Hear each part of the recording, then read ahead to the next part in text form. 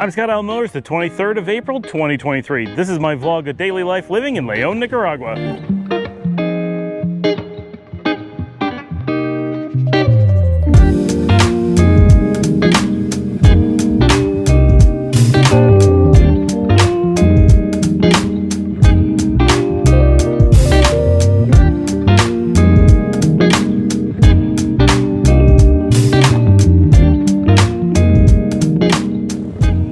Today I'm filming in the Lotification San Luis because they took down the fence and it was wide open, and I was walking past and said, this looks awfully nice and we've never filmed here and who knows when the chance will come again. So I stepped in and you can see what the brambles look like when you clear an area of trees here in Nicaragua and just let it grow up. You get this kind of thick weeds, but it's pretty easy to walk through. It's a little bit dangerous because there can be snakes and stuff, but really our creepy crawlies here are not very dangerous. Like, you can get a poisonous snake, but they're very rare and they're not that poisonous. You can get, scorpions are probably your biggest problem if you're going out in the wilds like this, especially if you're finding like old decayed logs and you're knocking them over, something like that. But scorpions here, obviously scorpions in general are pretty skittish. And here they're not super dangerous, not like in the US where they tend to be quite dangerous. So not too big of a deal. But so I just thought it'd be a change of pace because I don't know when I'll get to do this again.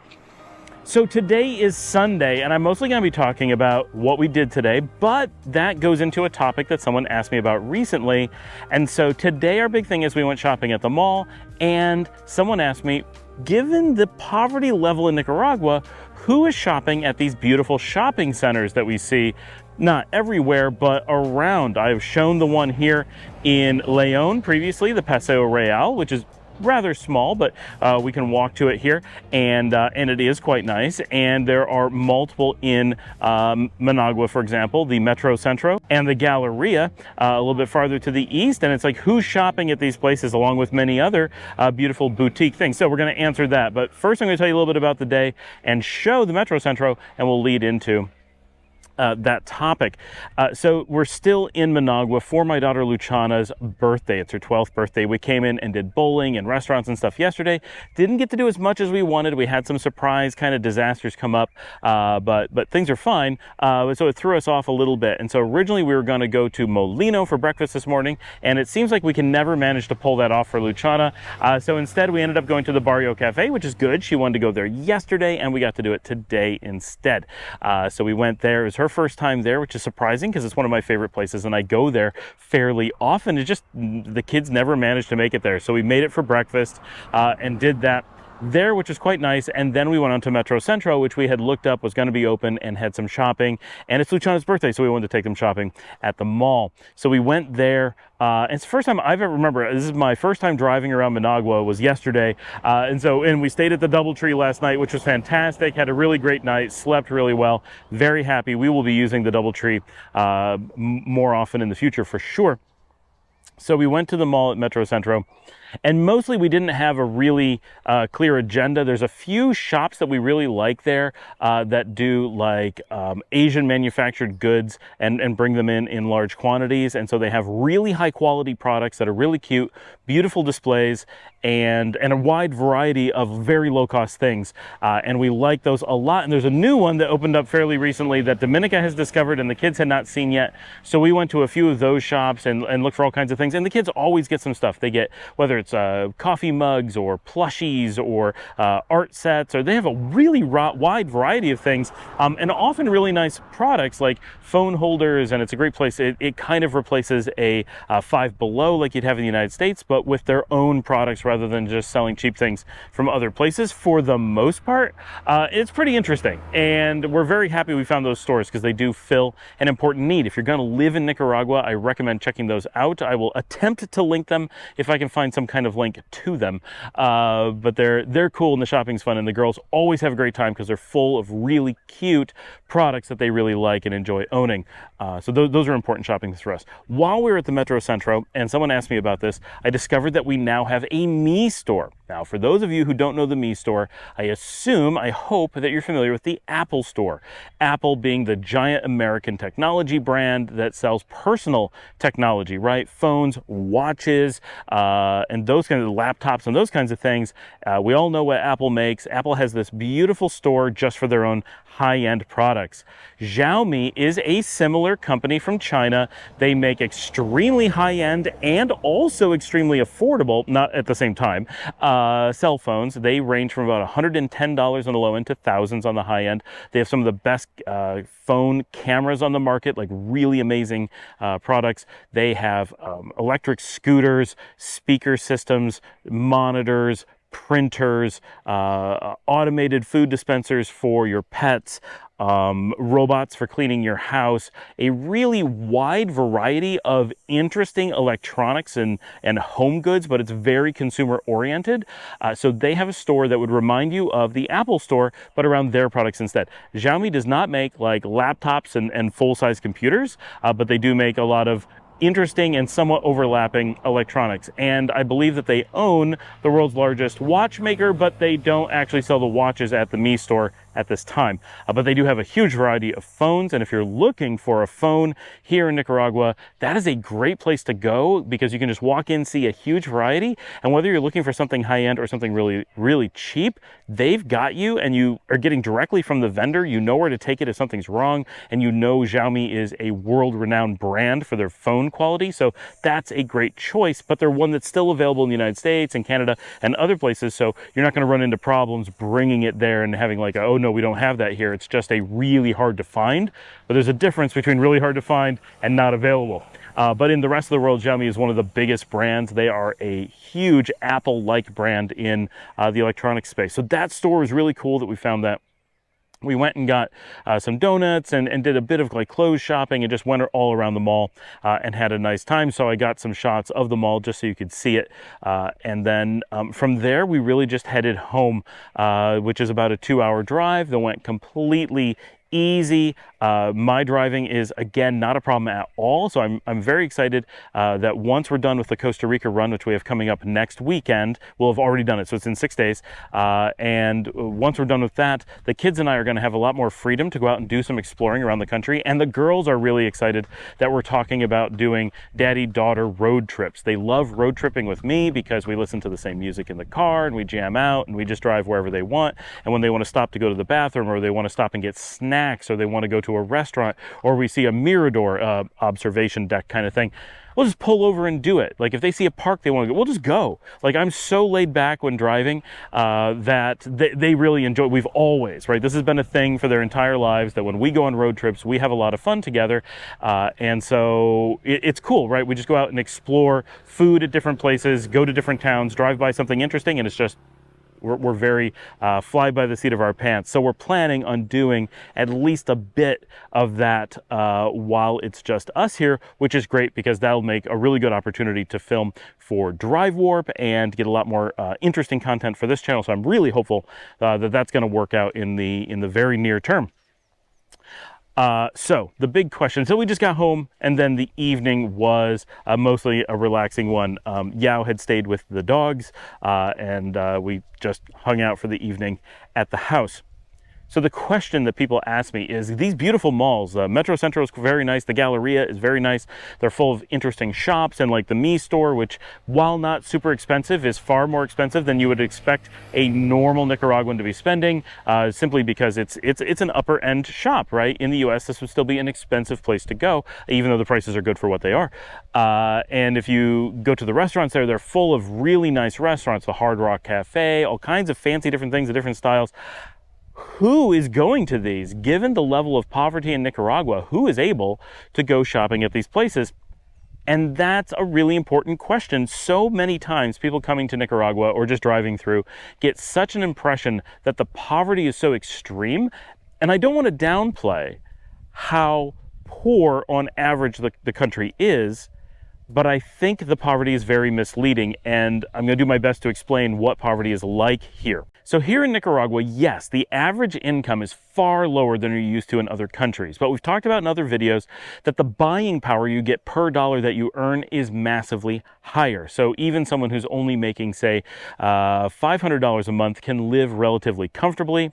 And someone who's making $800 a month or more is in a position to be shopping at relatively nice stores. Maybe not really frequently, but sometimes. And of course, there are many people who are making thousands of dollars per month as regular salaries. And so those people while they may not make up the bulk of the population, are certainly a noticeable percentage of it, and they have disposable income and are looking for things to purchase. Now, the amount of purchasing that goes on is much smaller. People are not flooding into the malls and buying every product off the shelves every day. It is a lower rate of sales. There are fewer malls. You go more out of your way to go shopping at them. If you want to go to expensive places like the Me Store, there is one in Managua, not one in every city. But Nicaragua is a small country. I've said this before, the entire country is smaller than a Dallas or a Houston. So if you had one Me Store in a Dallas, having one in Nicaragua is actually a higher density of people to Me Stores. So that people travel into Managua is not that surprising. You have lots of people who work in ranches and coffee farms and consulting businesses and all kinds of things that make real money here. And so it's important to really conceptualize that someone making $30,000 or $40,000 or $50,000 a year is incredibly affluent and is able to go shopping and do all kinds of things, own nice cars, own a nice house, do, nice shopping, eat at nice restaurants without batting an eye. And when you have things like the beaches that we live by here, there's a lot of people who are making good money are able to go out to the beach. They're not concerned about what it costs to go out to eat on the beach, or not concerned about what it takes to drive across the country to get to the beach, because they have so much disposable income. And in many cases, people have said people are looking for places to spend that disposable income because the tradition of the country is not one of consumerism, and because there isn't a huge infrastructure for spending excess money, because traditionally there has not been that excess money for the last century. Now that the country is becoming so much more affluent, they're starting to look for those outlets in order to spend. And one of the few places that you have for that are the malls and similar shops in Managua. They're acting as an outlet for, excuse the pun, for people to go shopping, for people to spend some of that excess money without simply putting it into cars or more houses or whatever. The middle class in Nicaragua did not exist in any great number in 2015 when we used to live here.